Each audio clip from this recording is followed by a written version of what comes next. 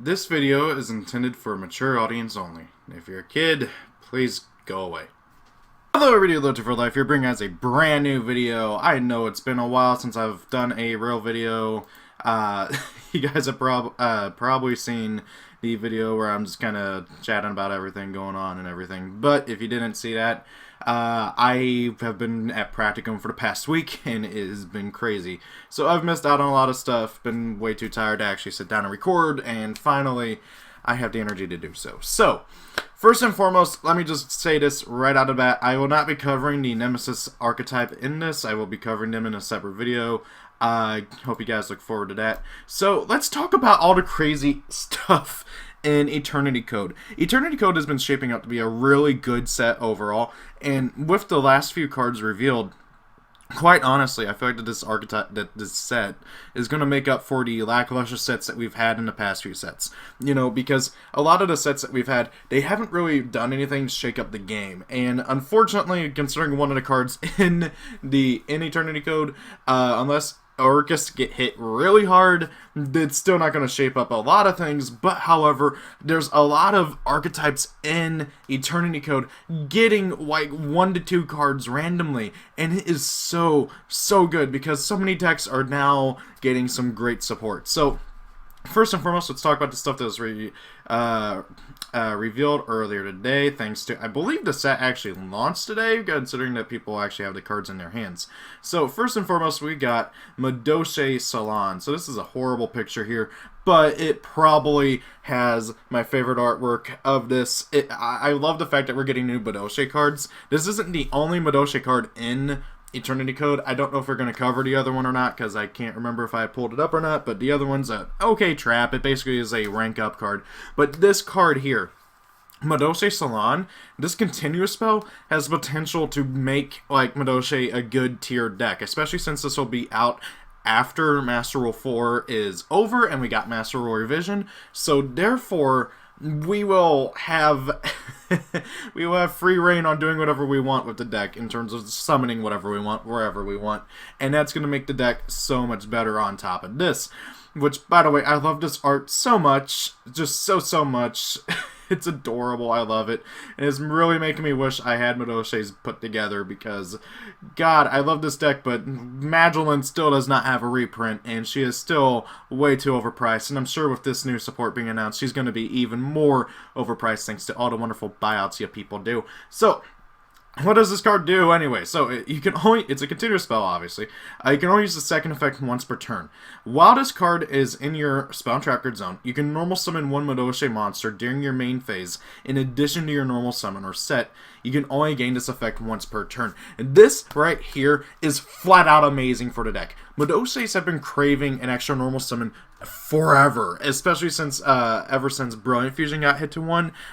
Before Brilliant Fusion got hit to 1, they would play so many bricks in order to actually be able to use Brilliant Fusion, because if you could resolve that, you typically would win the game, and it would just result in a lot of really just stupid plays, and this deck was able to just go off like crazy.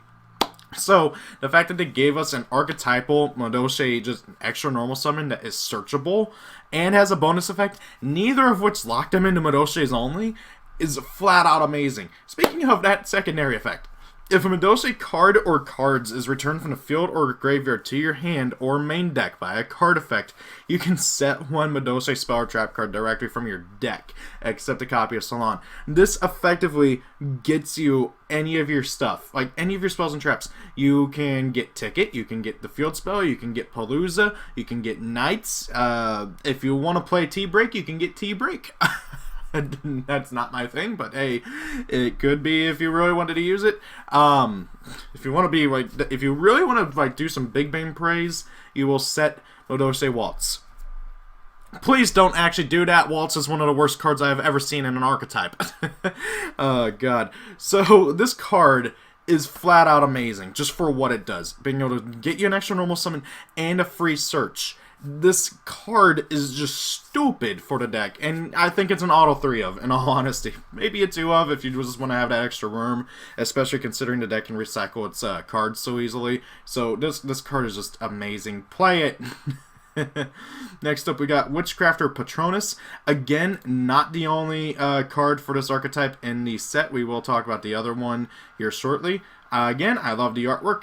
Just really good overall. So it's a continuous trap. Which it didn't look like one. Oh, okay, yeah, it is one. Okay. It's a continuous trap. You can only use each effect of this card's name once per turn.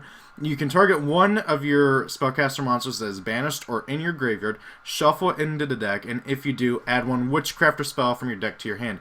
This is really good just for that, okay?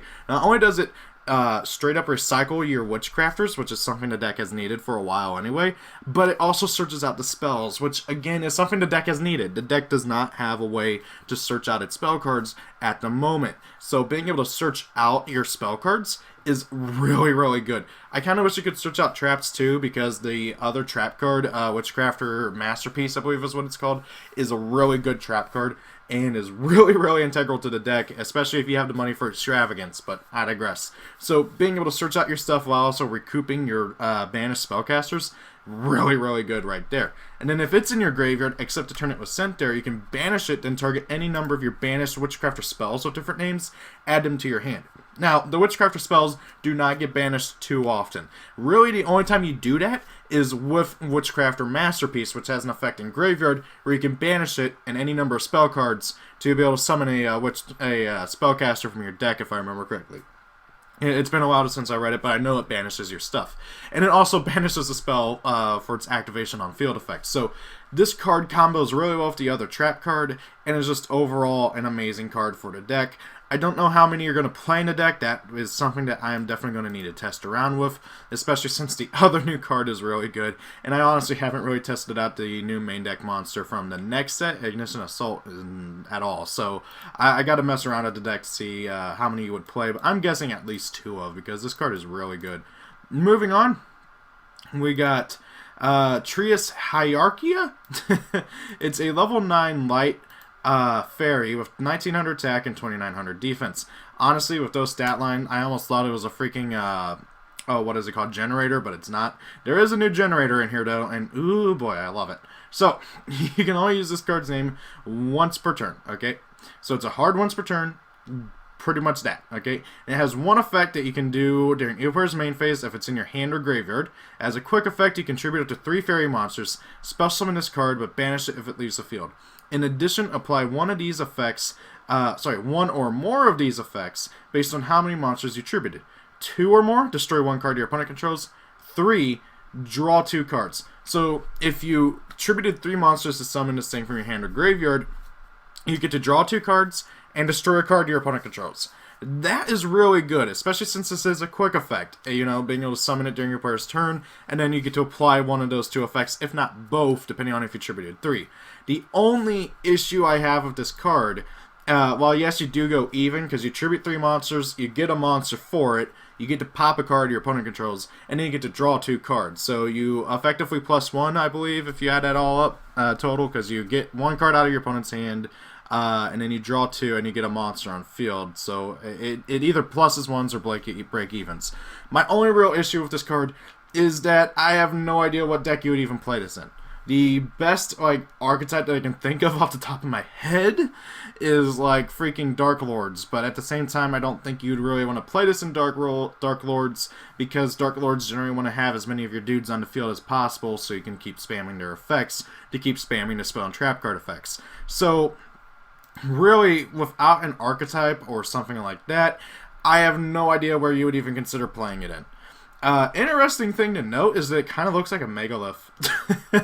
I can't be the only one who sees that. It's got the same kind of base, and it's got something on the other side, and it's got a statue on this side. So yeah, it looks like a Megalith to me, but it's not. Then we got Magical Hound, which is this little pupper. He is a Earth Machine tuner effect monster. Level 1, 500 attack, 800 defense.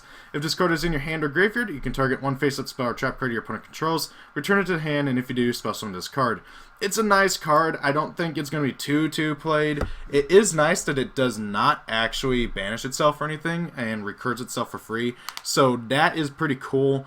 But, however, I don't think it's going to be heavily played because it does require your opponent to have a face-up spell or trap card.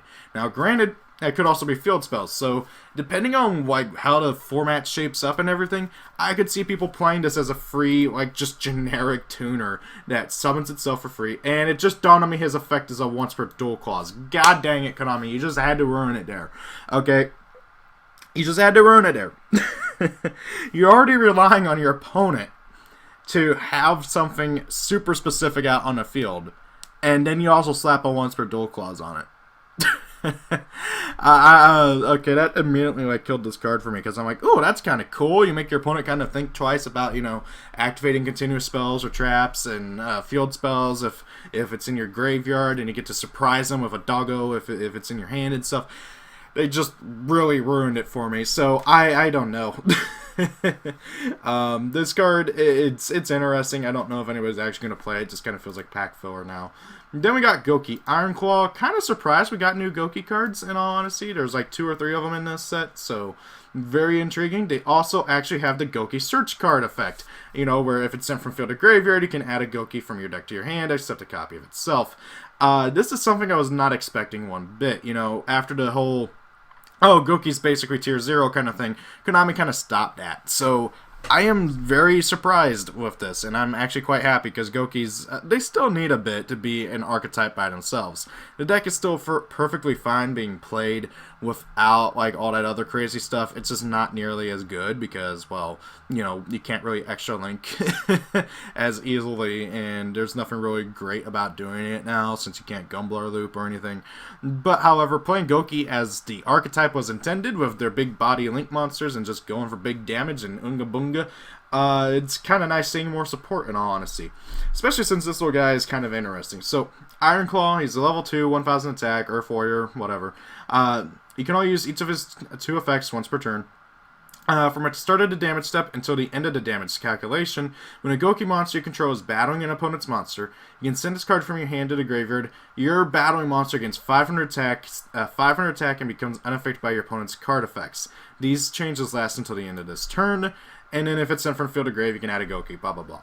So the really nice thing is that this can be activated anytime from the start of the damage step until the end of the damage calculation. Meaning if your opponent uses something to like negate their effects and drop its attack points, like Forbidden Lance or something, at the end of damage calculation, at the start of damage calculation, you can drop Iron Claw and then basically put him back up by 500 and also make him unaffected by stuff. So this is really interesting. I really like it. I don't know if Gokis are actually going to play it or not, but it could be considered to be, well, played instead of your level 5 or 6 who can't be normal summon without tribute. Well, the level 5 can be, but you get what I mean. This and the other dude could make up for those 2 that aren't as optimal. So it's interesting. Then we got the big one that everybody's hyping up about, because just as we think that freaking Orcust are going to be dead, we got, oh boy, Mech Knight Orcust Gearsu. So I'll be honest, as somebody who really likes the Orcust archetype, I am sick of seeing them. But no, we gotta get one more dude, and he's busted for this archetype. He's a Dark Machine effect monster, level 4, 1800 attack, 0 defense. And you can only use each of his 2 effects once per turn, but that's all you're going to need. So if he is normal or spell summoned, you can send one Orcust card or World Legacy card from your deck to the graveyard. Also, if there are 2 or more other cards in this card's column, this card becomes treated as a tuner for the rest of this turn. So right off the bat, he's an instant Galatea, because you just got to normal summon him, send Harp Horror effect, banish himself, summon any other Orcust, it doesn't matter, make Galatea, and then just go off from there. On top of that, he becomes treated as a tuner, and on top of that, his other effect, once per turn, if you control no other monsters, you can spell summon 1 World Legacy token, Machine Dark level 1, attack 0, defense 0, to each side of the field in defense position. So, before you go and use Harp Horror's effect, you can use his effect to give you and your opponent a token. And, of course, if he's treated as a tuner, you can then... Actually, I was going to say... Yeah, before you go and use Harp Horror's effect, you can Synchro for freaking Ib, the World Legacy Justicar, not a Synchro. Search out something, Harp Horror effect, banish special, and then proceed to Galatea and just blah. Oh god, this deck got so much more stupid. It's ridiculous. I am not looking forward to another like 2 years of Orcust. Moving on, we got Heavy Forward. This is a Infinitrack card actually. It's a continuous spell, which is interesting, and it's something that honestly the deck needed. So right off the bat, when it's activated, and you can only activate one of it once per turn, when it's activated, you can add one Infinitrack monster from your deck to your hand. This is something the deck needed. The deck didn't really have a way to search out its monsters too well, other than the big guy. I mean, not the big guy, the little guy, Harvester. So being able to just search out more Infinitracks is great, especially since, you know, it's kind of sort of something the deck needs. Still would like a way to search out like any spell or trap card that lists Infinitrack in like the card text, but whatever. Once per turn, you can target a machine Xyz monster you control, activate one of these effects, and either change its battle position or attach this card to it as Xyz material. So changing its battle position comes from the fact that the Xyz monsters can revive themselves in defense position, which always kind of sucked. So if you want to do that, you can then immediately switch them to attack position. And also, once per turn, you can, well, attach this card to a monster as Xyz material. That's really good, actually, because a lot of times, of course, whenever the Xyz comes back, it's not going to have Xyz material. So that is really, really great, just in general, for being able to do what you want to do. Very good card overall for the archetype. And next up, we got a, oh dear lord, a Cataclysmic Crisp Chillbrain, that name, and it's a waifu. Okay, 2600 attack, 200 defense.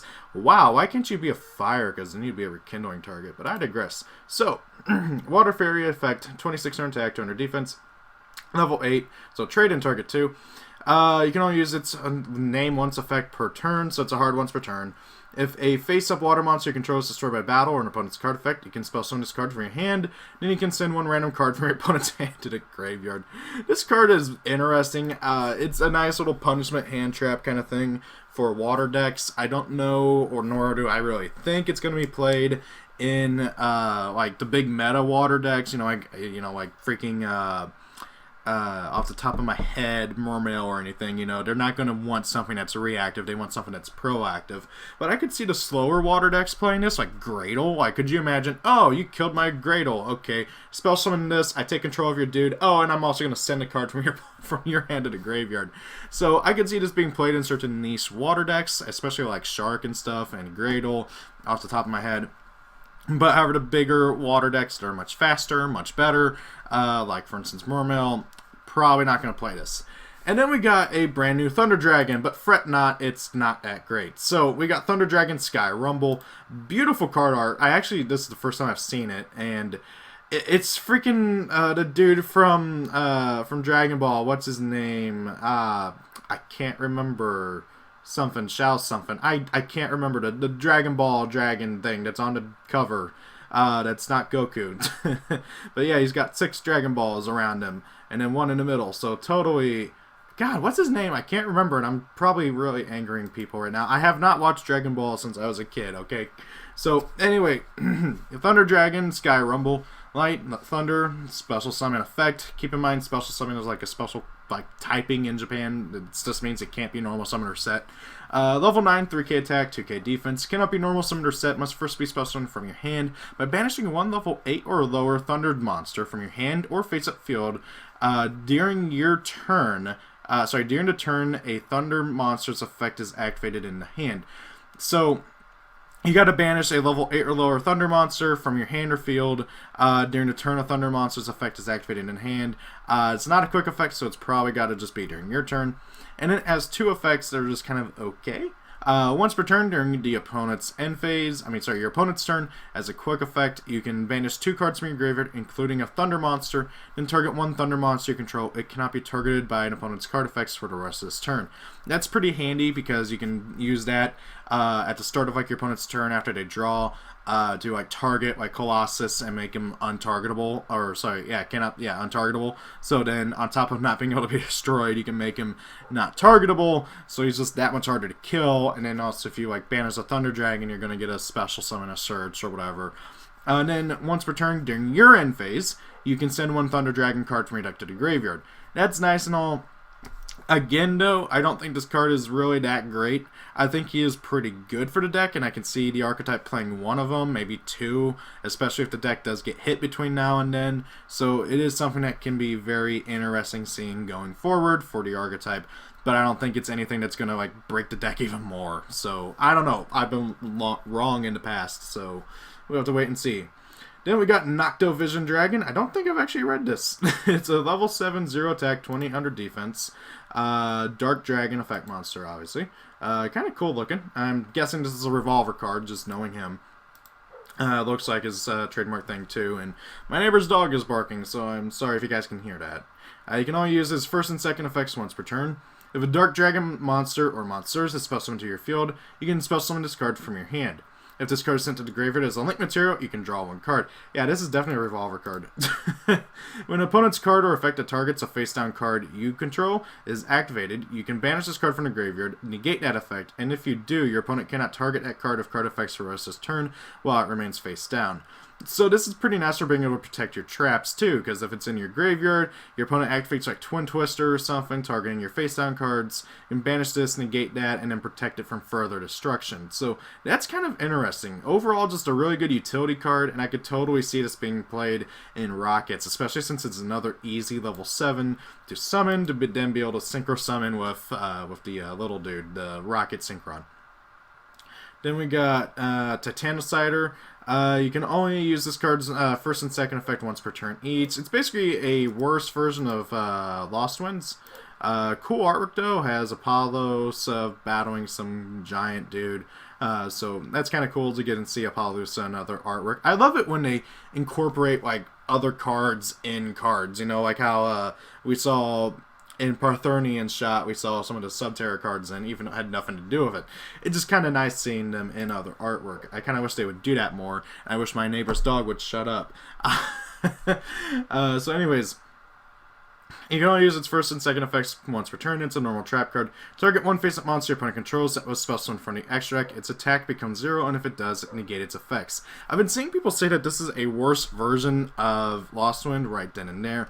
I know that I believe it's been a while since I've read Lost Wind, so I believe Lost Wind has a very similar clause, and then this basically can set itself if your opponent summons a monster from the extract. So I'm going to double check, because I have not read Lost Wind in a long while, but I digress. And then we got Pinpoint Dash. We've already covered the doggo earlier. So Pinpoint Dash, it's kind of nice seeing Pinpoint Dash, and I immediately thought of Pinpoint Guard from all those years ago. Let's see here. Lost. This should be on the old version. I have this is my work computer, and I have not updated Ygopro on it. Okay, so Lost Wind is any. Okay, so Lost Wind is any special summon monster. That's what I was thinking. So this just targets monsters from the extract. But it also does not banish itself from the graveyard, so there is a reason to play it over Lost Wind. It's just down to the format and stuff. Anyway, so Pinpoint Dash, another normal trap card. You can only activate this card, one of this card's name per turn. Each player selects one card from their own face-down extract and reveal them. If they are the same card type, Fusion, Synchro, Xyz, or Link, send the opponent's card to the graveyard and spell summon your card. Then, if the cards were of the same attribute and type, your opponent loses life points equal to that card to their card's attack. If they were not the same card type, send your card to the graveyard and your opponent summons their card.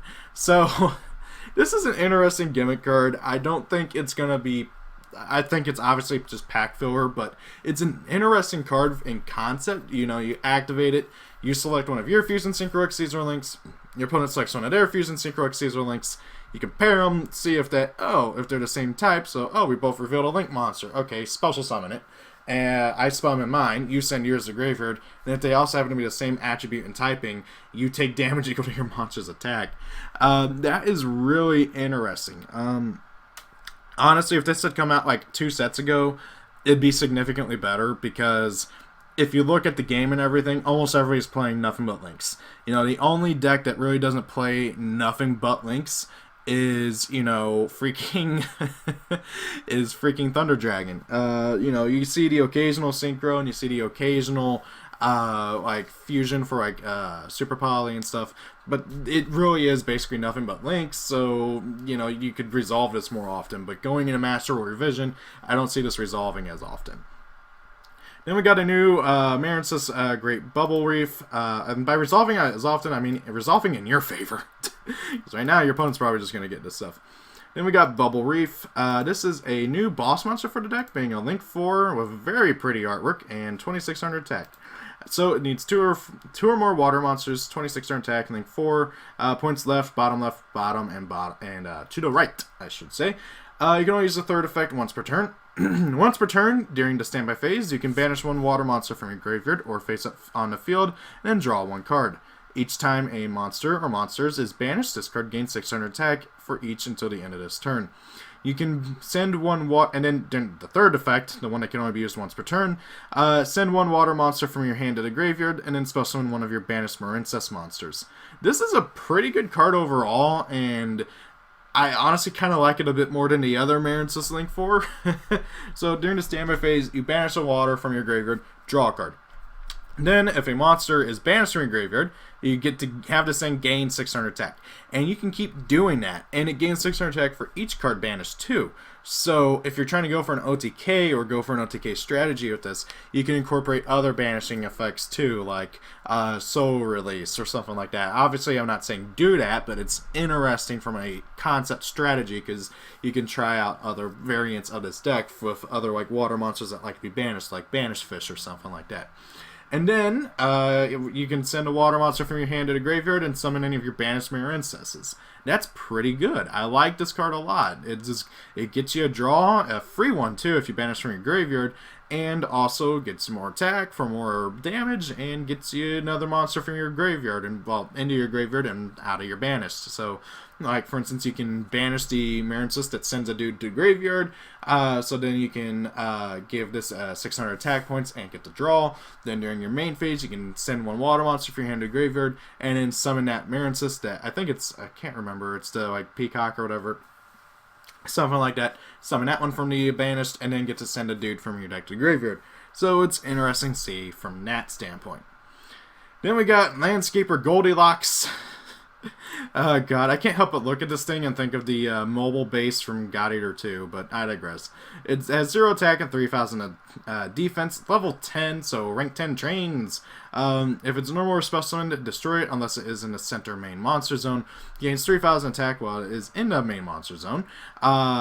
Center main monster zone, I should say. Once per turn, you can choose one of your unused main monster zones, move this card to the zone, to that zone, then destroy all the cards in the column this card was in. The column is now, and all columns between. God, that's a mouthful. So, if it is destroyed, if it is normal or special summon, you destroy it unless it is in the main monster zone. So, right off the bat, if you just normal special summon it, it automatically kills itself and nukes everything in those columns. Okay? Oh wait, no. Maybe I'm misreading this. So, if this card is normal or special summon, destroy it unless it is in the center main monster zone. So, it has to be summoned to the center main monster zone. Sorry, I thought I was misreading it. And it won't just also destroy everything else, because that has to be the third effect. So, you have to summon this to the center main monster zone. Then it's a 3k beater while in the center main monster zone, which is pretty nice. And then, if you want to, true to its name as a landscaper, you can move it to another zone, and then it destroys every card in those columns that it was in, that it moved through, and that it goes into. I get it. That is really cool. So it's kind of like you are landscaping the ground, the monster zones. Okay, so destroys. Then destroy all cards in the column this card was in, the column it is now, and all columns in between. So if like you summon it to the center main monster zone, and your opponent has a whole bunch of stuff in the next 3 zones to the left, you can move it over those 3 zones and then destroy everything. I like this card a lot. It's interesting. I kind of wish I had a way to summon itself, but I digress. And it does also suck that even though it is technically a machine dupe target, it will kill itself, which is really annoying, but I don't know. Maybe you can negate that with freaking skill drain or something for rank 10 trains. I don't know. Yeah, I like this card a lot. It's a funny card. I don't think it's going to get played, but it's still a really funny card, and I like that effect. This is really cool. And then we got the big guy. Horror, generator boss of rumbling. This is supposed to be like the be-all. Oh, come on. I was clicking on the picture. Oh, okay. I can't zoom in the regular way. So this is supposed to be like the be-all, end-all boss of generators, kind of. He's a dark spellcaster effect, 3k attack, 3k defense, level 9. You can only use his third effect once per turn. First effect, you can only control one of them, kind of given that he's a generator. That's true for all generators, except for the tokens. Once per turn, if your opponent adds a card from their deck to their hand, add a card or cards from their deck to their hand outside of the draw phase, you can activate this effect. Your opponent must send one monster they control or have in their hand to the graveyard. When a card or effect is activated as a quick effect, you contribute 2 generator monsters and or spellcaster monsters, negate that activation, and if you do, destroy it. This thing is a walking negate that also forces your opponent to lose monster advantage. I love it. This is a good card that the generators needed, and you can finally start phasing out some of the bad generators between this and Utgard in the previous set. So that is really, really good. I like this card a lot. Very, very good for the archetype. And it just dawned on me when I was thinking about it that you could totally actually play Trias Hierarchy in the generator deck, because unless I am mistaken, and I'm going to double check. Oh crap, there's a tornado warning. I'm hopefully not going to die on camera. That would suck. So, let me just double check real quick on Google. Generator. Why does generator... What? Okay. Boss stage. I believe the token summoned off a generator boss stage are fairy, right? They are! Hell yeah! So, you can play Trias Hierarchy in generators. Okay, think about it. So, you have the field spell out, okay? Your opponent draws, immediately gets summon a dude from deck, preferably the Negator or Nidhogg, who can negate summons. And then you got the 4 tokens to work with. And then you can tribute 3 to tokens, summon this dude, pop a card, draw 2 cards. I love it. It's so, so good. Okay, so generators might actually be pretty good moving forward after Eternity Code. This is awesome. Moving on, we got the final Goki card, Goki Guts. If it's in, so you have 2, its second and third effect can only be used once per turn each. And the third effect is its standard search effect, so that's pretty nice. If it's in defense position, it cannot be destroyed by battle. And during your main phase, you can activate this effect. All Goki monsters you control gain 200 attack. Oh my god. So it's not even like everybody gains 200 attack for every Goki you control. It's just 200 attack bonus. Okay, cool. Yeah, this thing is really just good for 2 reasons. First and foremost is that it has a Goki search effect. And then it's also a level 1, so the deck has another 1-for-1 target. That's great. I love it. It's really good for the deck in terms of those 2 aspects. It has a crappy... It has a good effect that like you're never going to use, and it has a bad effect that you're never going to use. So, yeah, this card's just kind of mediocre, but it's really good for its typing level and the third effect, so it's still probably going to get played in Goki builds. Then we got some other cards that have been revealed. Witchcrafter Demonstration. This is a quick play spell card. You can only use its each of its effects. Sorry, you can only use 1 effect per turn and only once that turn, because of course you can't. And oh my god, this artwork. I know it's been memed to death, but they are JoJo posing, and the smug is real in this.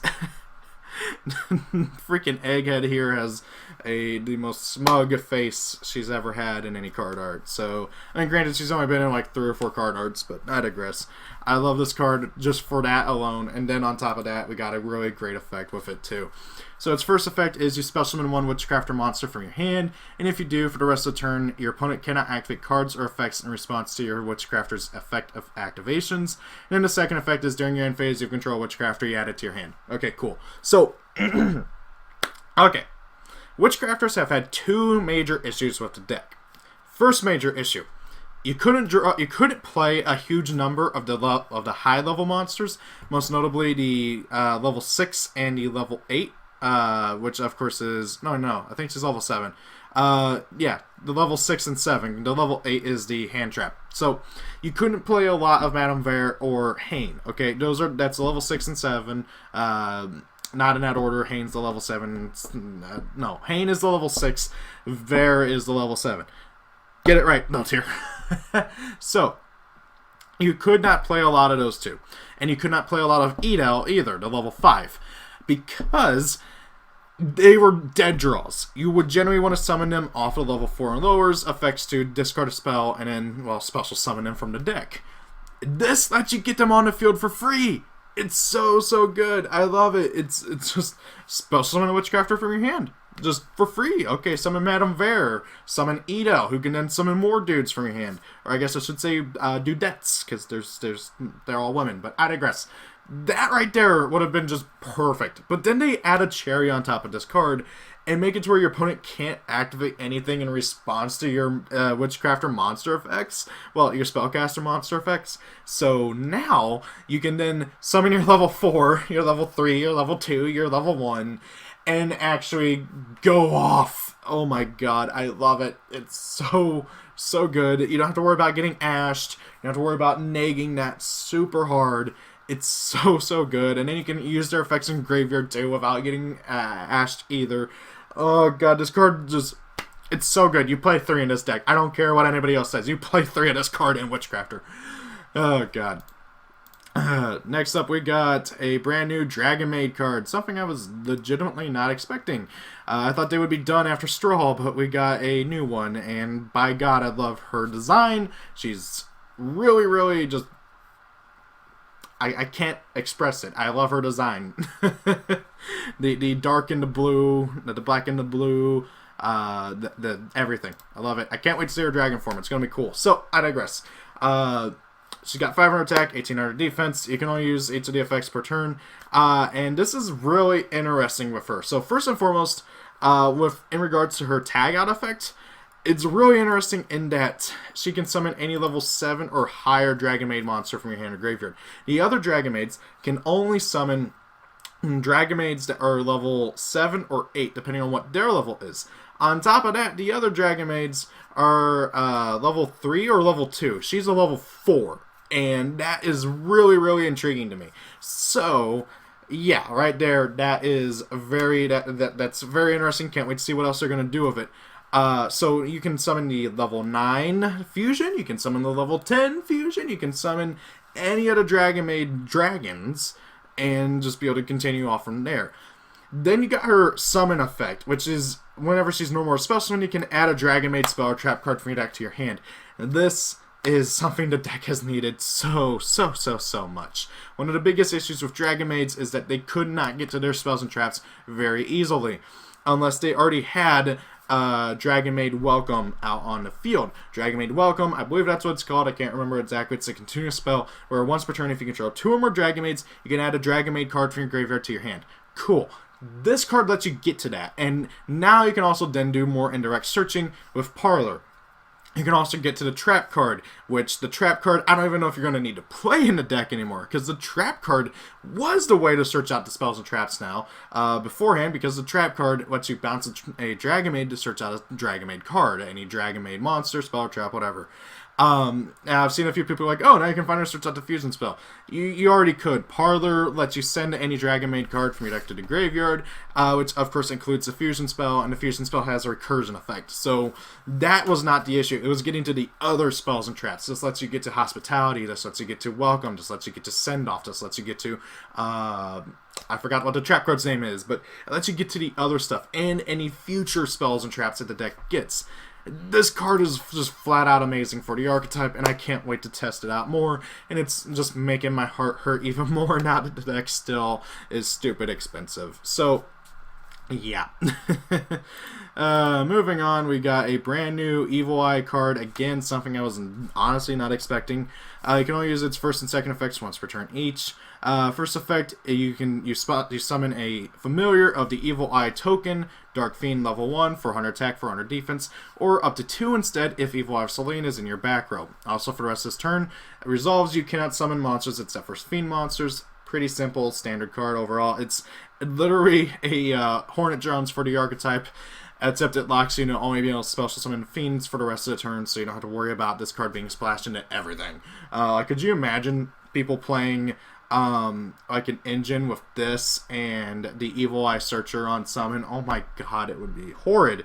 And then, like most of the Evil Eye stuff, it has an effect in graveyard, where you can banish this card from your graveyard, and then for the rest of the turn, Evil Eye cards, Evil Eye spells and traps you control cannot be targeted by your opponent's card effects. I really wish that was a quick effect, because that would make the card infinitely better, because you'd be able to protect your stuff during your opponent's turn. But I digress. The main thing here is that you get 2 free tokens, which lets you immediately go into the Link monster, or into the Link 2 pretty easily. And that's something the deck has needed, because unless like you get really lucky with like your setup and everything, you're generally not going to do that, because you need one level 3 in your graveyard and the other level 3 in your hand to really be able to just get going. Just lets you do that in one card. So yeah, really good card. I don't know how many you're going to play, but I think anywhere between 2 and 3 would be pretty optimal. Then we got a new Megalith card. I haven't really talked about the Megaliths much, nor have I played them much, in all honesty. I did really like their concept from what I talked about in their video on them, but we'll have to wait and see how they actually do. So this is a new spell card for them. It's a quick play, Megalith Unformed. Really good artwork too. I love how they look like a galaxy in the circle and everything. You can only activate one of these effects, and it's some pretty good effects. So, the first effect for the rest of the turn, all monsters your opponent controls lose 500 for each ritual monster currently on the field. That's just kind of okay. It's nice for extra damage, but the main thing, you ritual summon one Megalith ritual monster from your deck in defense position by tributing monsters from your hand or field whose total levels equal twice its level. Now, if you don't know, Megaliths are pretty much all level 8 or 4, so you tribute the level 4s to summon the level 8. Which, you know, is pretty good.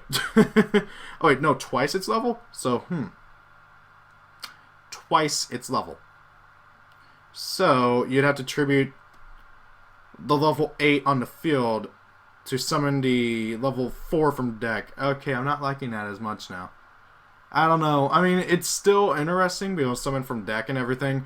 I'm going to have to wait and see how people talk about it and everything. I have not tested out Megaliths a heavily extended amount, so I have no idea if this is really good in the deck or not. But, it's another ritual spell for the deck, and I believe they only had one anyway, so... Actually, no, they didn't have any. The whole gimmick was that the ritual monsters were ritual spells themselves in the hand, so I don't know. That's interesting.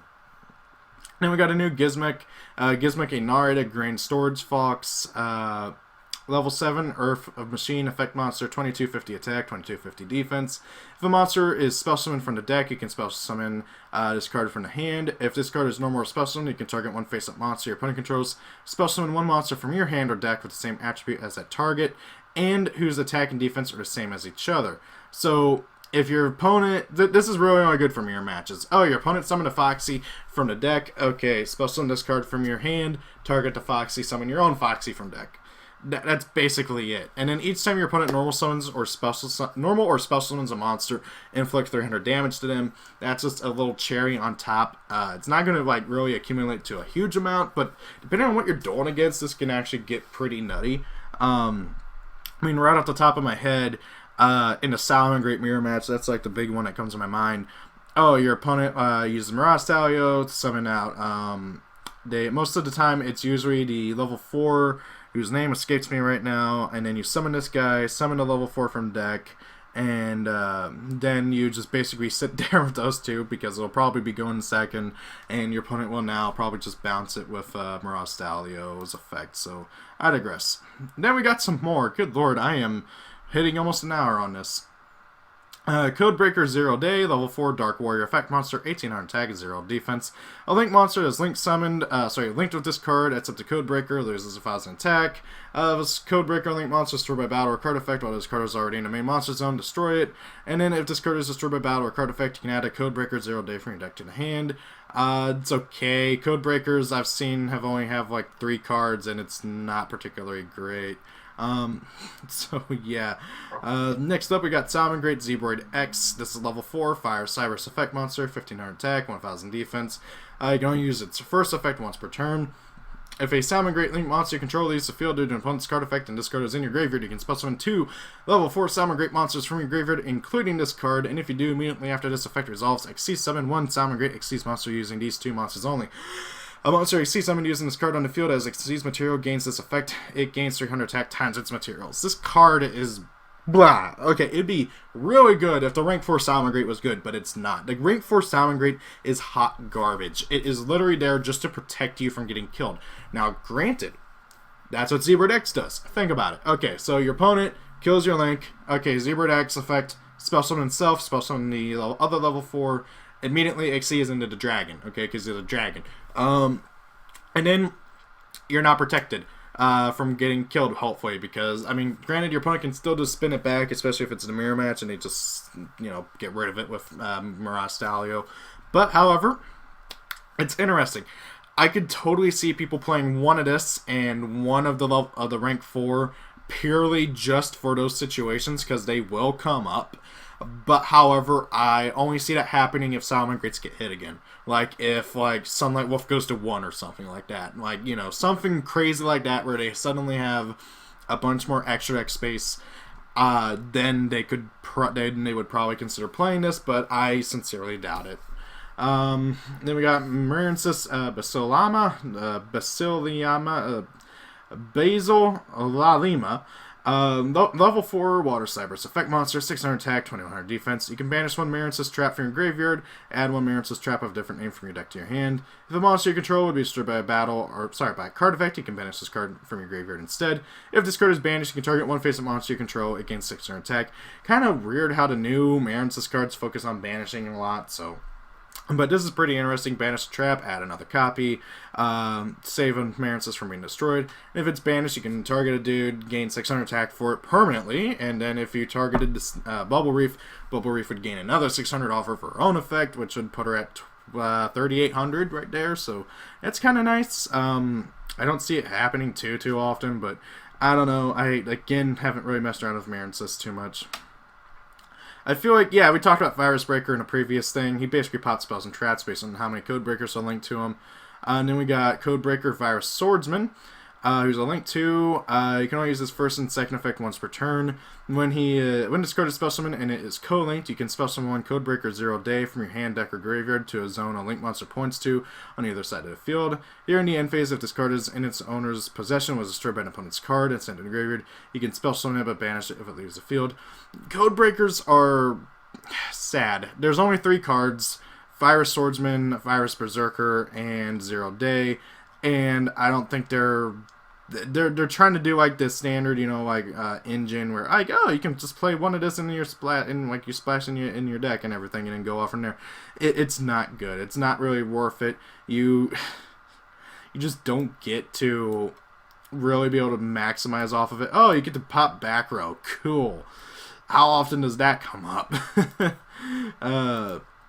It's just not really worth it. And then Link Burst. You know, activate 1 card of this per turn. Target 1 Link monster you control, 1 card monster your opponent controls. Destroy them, then draw 1 card. It's okay. It's not great. And then we got Armored Bitron. Oh boy. Level 2 Fire. Dark Cybers effect. 500 attack, 0 defense. You can only use this first and second effect once per turn each. First effect, you contribute this card, spell summon 1 Cybers monster from your deck, except a copy of itself, but its effects are negated also for the rest of the turn. You cannot spell summon monsters except for Cybers monsters. Then if a Link 3 or higher Link monster controls is destroyed by battle or an opponent's card effect and is in your graveyard, well, and this card is in your graveyard, you can spell summon this card, but banish it if it leaves the field. He is a lone fire for Cybers that also negates the monster you summon's effect. I still think you're probably going to play 2 to 3 of it in Cybers just purely because this thing can really combo off and go off from there, and you can get your stuff that you need for other things, and it only negates the effect on field, so if you summon something that has an effect in graveyard, you can go off from there. So yeah, really good cards overall. Eternity Code is shaping up to be an amazing set. I can't wait for this set overall. I can't wait to see what we're going to get in the English version of Ignition Assault, so it's going to be interesting seeing everything going on. I'll talk about the Arch Nemesises in another video because this is getting way too long. I really should have broken it up more, but I wanted to cover everything that I've missed over the past week, and we got a lot of news, so what do you guys think? Thank you all for watching. Have a great day. If it's your birthday, happy birthday. See you all later. Peace. Thank you all for watching the video. Have a great day. If it's your birthday, happy birthday. Rate, comment, and subscribe. And see y'all later.